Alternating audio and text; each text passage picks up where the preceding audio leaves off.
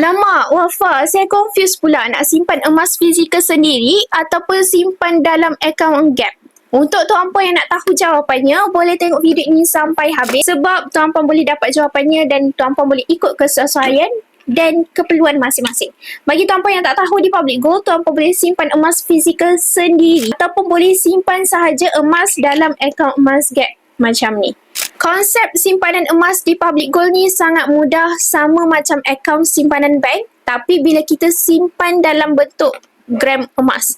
Dan yang bestnya bila kita simpan dalam akaun Gap ni, tak ada paksaan untuk kita keluarkan emas fizikal dan tak ada sebarang charge simpanan yang dikenakan.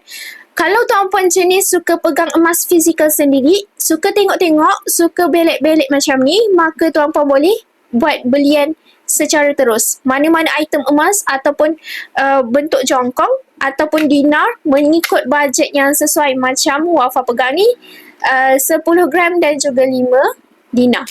Macam yang Wafa pegang ni, ini adalah 10 gram yang nilai di hari ini sekitar 6,000 lebih dan 5 dinar ni pula nilai dia hari ini sekitar 13,000 lebih. Sebagai contohnya, tuan puan ada bajet sekitar 6,173, boleh terus buat belian secara full payment dan boleh terus dapat emas fizikal. Ataupun cara yang kedua, tuan puan boleh terus top up 6,173 dalam akaun emas Gap Public Gold, maka tuan puan akan dapat gram emas sekitar 10 gram. Dan boleh juga keluarkan item emas 10 gram ni melalui akaun emas Gap. Alamak, saya takutlah nak simpan emas sendiri. Nak simpan dalam akaun je boleh tak?